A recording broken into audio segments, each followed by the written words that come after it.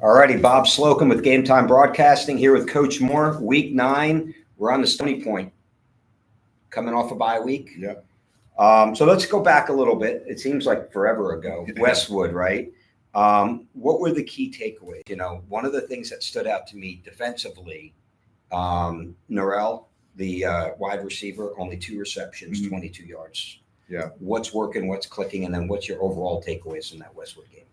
Well, yeah, I think a lot of the reason why he probably wasn't getting the balls is probably, our secondary did a phenomenal job defending him, but, it all starts with the pressure you put on the quarterback, So like I said in the past, we really take pride in pressuring the quarterback and getting after the quarterback. So that's one. But then, like I said, our secondary did a really good job of just knowing, being aware where 4 was. So that was good. Another thing defensively was we knew we needed to stop the run. Since Coach Ward over at Westwood has taken over, like their philosophy and what they do offensively is a little bit different than in the past, where it's like straight air raid, and now it's more of a run first type offense. And so we had to do a really good job of defending the run because this what they do is done pretty well. And so a lot of it was like winning your one-on-one matchups up front, make sure you stay gap sound, and then fit the run correctly. And so we had to make a couple of adjustments after one of their scoring drives, or the scoring drive they did have. We had to make a couple of adjustments after that. But the biggest thing was just trying to be physical up front and make sure we fit our gaps correctly. Awesome. So then you hit a bye week, right? So Great response, right? Tough loss to Hutto. Great response once again, and then kind of momentum breaks a little bit. Take me through the bye week from first and foremost to coaches. What changes? What's different than the grind of game to game to game? Yeah. So, well, first and foremost, I want to make sure that I give the guys, the coaches, an opportunity to be able to have a weekend with their family. So usually the weekend after the game, after Westwood, then the guys got to have Saturday and Sunday off. And when we come back on Monday, and what's weird is this last year we had Monday off also, so we actually had a 3-day weekend. All that is to kind of do something with your family, be able to rest, be able to kind of recuperate some, but also for the kids too, right? But my philosophy as far as an off week goes, I hate the term off week because we're not taking off. We actually press more. I wouldn't say in practice, but we get in the weight room and we do pretty much off season workouts. We get after them pretty good, because I think that there's some times where you're kind of banged up and you don't get as good of workouts as you would in the weight room. So I really get in there. Let's get some heavy squats in. Let's make sure that we're getting plenty of reps on our core lifts, and we're going to get out there. We're going to run some. We're going to get some sprints in us. We're going to do some change of direction. We're going to do some things that not only is going to help us heal some, but at the same time, they get winded fast because they're in football shape. They're not necessarily in off season shape, right? Because it's the same thing as being in off season shape and being in football shape. It's still a lot different. We practiced Tuesday,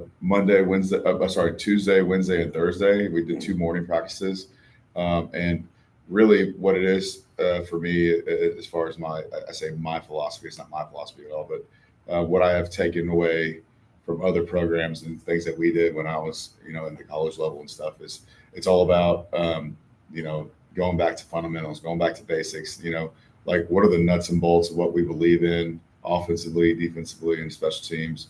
And we just go back and we kind of revisit that, and we try to really polish it up and make sure we go back to our foundation with all of our groups, all of our levels. And if we're talking about the older group, like the varsity, the JV Maroon team, there's a huge emphasis on getting all eyes on coaching the young guys. So we have it's almost more of a sophomore junior practice, because the seniors got a lot of time. Those guys need to rest some, right? Just kind of get off the banging a little bit, but it's a sophomore junior practice to where you kind of intermix some JV guys, and then you kind of see what the future of the next year's varsity would look like, right? And so that's my thought process going into that, and then going into Friday, We go scout. We go watch the next two opponents. We split the staff up in half, and some will go here, some will go there. Just get eyes on our next opponents and just see kind of some things you can't necessarily see on film. But our kids, like on Friday, it's all about getting back in the weight room. There's no practice. The only thing I did do by pulling the footballs out was our receivers needed to get touches. That's it. Like, we just need to get the ball out, get some touches, that kind of thing. And then the kids don't have anything over the weekend, but the coaches come in on Sunday. And that's when we start make sure we have the game plan. Now, within all that, though, like each day, we're kind of like chipping away at Stony Point's, game plan, right? And so all the stuff I've talked about in the past over the weekend work, all the data and all the stuff and then ideas and having some time to brainstorm and get all that. So Sunday's a little bit more lateral load than it usually is, like on a week to week type format, right?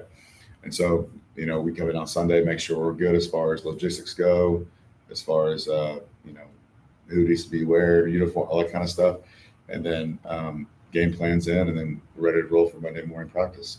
Does having that extra week, does that make it easier for less of a turn for you coming into this week? Because, I've seen your schedule. I've seen the attention to detail. Every second is allocated. Does it, being able to stretch it out and build that plan the week before? Is this why so many coaches come out, or teams come out and play so much better off a bye week? Well, a lot of the times too, like, it's a time for guys to get healthy. It's a time for guys to, work on academics. And it's like a little breath of fresh air, during that week for some, but like for some others, like it's pretty hard on them because, they're not necessarily in that off season shape, like I talked about. Right. So they don't necessarily get a break. Right. Yep. But for coaches, it's great because, we get to leave right when the bell rings, and we get to go home and do things that we necessarily don't get to do, like be able to drop your kids off and pick your kids up from school. Like, we don't get to do that a whole lot. You mean carry the load? Yeah, the wife exactly, doesn't have to go. The wives don't have to go. Yeah, and all of our coaches are so willing to do that. Like, they want to go do those things and help the wife out because we don't necessarily get to do that a whole lot during the season. I get to do it with my younger son on Thursdays and Fridays, but for the most part, like, I don't ever get to pick them up from school. Yeah. So, but having the opportunity and having space to do that has been great. It's kind of funny, like back in the olden days, I say olden days, like when I was in high school, like you always, like for the most part, we were always like at 16 districts. Like you had 6 teams in your district. And so it was so perfect because you would play your first 5 preseason games. Everybody had a bye, play your 5 district games, right? It's just like, it's unheard of these days. You know what I mean? Like, you don't get to have that kind of perfect scenario, right? But I do hope and wish that, in our future district, that we stay at an even number, because then we would have the ability to all have the same bye week and not have this, random, week 7 or 8 bye. You can get it kind of earlier in the year, and after, like, before you get into district, everybody has the same bye. Would you rather have it earlier in the year? Would you rather have it mid-season, people to heal? I mean, I usually like to have it a little earlier, mid-season. Towards the end is tough. Like, for example, Stony Point, they play this game, and their bye week's week 10. Yeah, it's crazy. That's why they go 12 weeks in a row if you count your scrimmages and everything. So that would be pretty tough. And that's worth noting, right? You've answered a lot of the questions, by the way. Oh, cool. It's great. You took us through with the players. Yeah. How do you keep the players fired up and momentum? Yeah. But I think one thing worth noting is these coaches, the coaches I know, they're getting up at 4:30 in the morning. Yeah. They're starting the day out here real early. And this has been going on since the beginning of August. Yeah. And this isn't a Saturday off or Sunday off, right? And I get it. Hey, go to church, spend time with the family Sunday mornings, but you're back up here. And a lot of them are here 11:30. Yeah. Getting started on the next, right? On the next plan. So I think it's, spacing it out, giving them that freedom, picking your kids up from school. It's pretty cool to watch. What stands out? Let's talk Stony Point here a little bit. What stands out with their play style?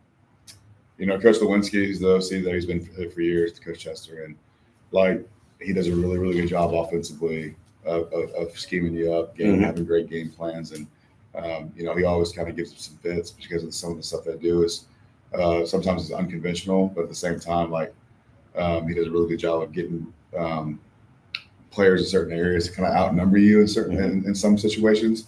And so he does a really good job with that. Coach Chazer's always been really good on defense. He's a defensive guy, and they've been running that same style of defense for a long time now, and they're really good at it. You know, like they've been running the same defense in any shape, form, or fashion of it, you know, since they've been since they've been in their freshman year. So they do a really good job stopping the run, and then they're athletic enough in the back end to kind of, you know, hold you some possessions in the passing game, you know. So they're a good team, and like I even said this last year, and when I spoke to Coach Chester at the end of our game last year, I was like, you guys your team is a playoff caliber team, because they are. They just have some unfortunate events, or, you know, something kind of not go their way. Like they've been in plenty of games where they could have easily won that game, right? And so we try to reiterate that to our kids. Like, hey, understand, like these guys have been in close games, and we've got to make sure that we're taking each day at a time, and we're putting this game plan together the correct way. Because if not, we don't want this thing to turn into a surprise for us. You got to be like, we need to go and take care of us, and understand, like, this is something that we've got to, like, make sure it's polished up before we leave on Thursday, you know? Yeah. So. Yeah, well, they're in the driver's seat. Yeah. Win out. And you reach the ultimate goal, make the playoffs. Yeah.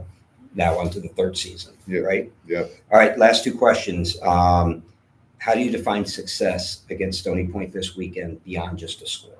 Yeah.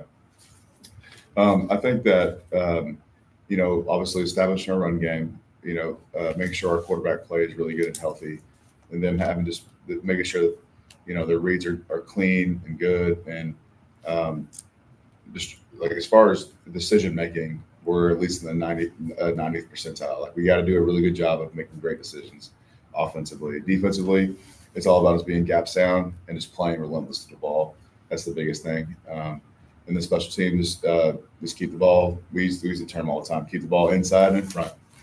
You know, if you talk about special teams for the most part, you know, cover teams like kickoff and punt. You keep the ball inside and in front. A lot of times you can kind of cast that net over the ball, and that's how you end up, you know, keeping their special teams under wraps. Yeah. So there's your keys to the games right there too.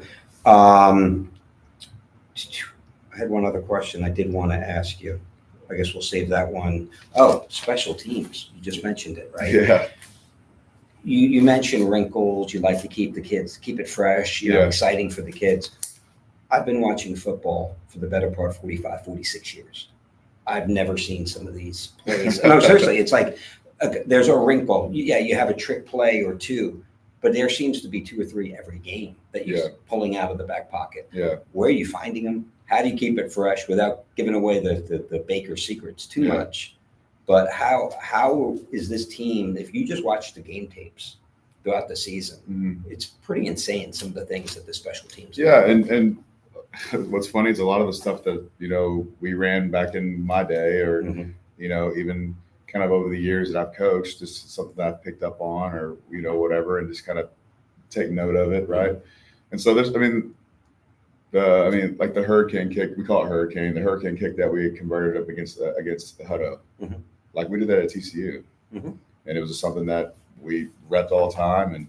But like, what people need to understand is, like, we've been working on these things for, you know, weeks, like 2 days. You know, like, we establish them. They look like crap when they first start, and then we just continually keep on repping them. And then when we feel comfortable about firing that bullet, then we will.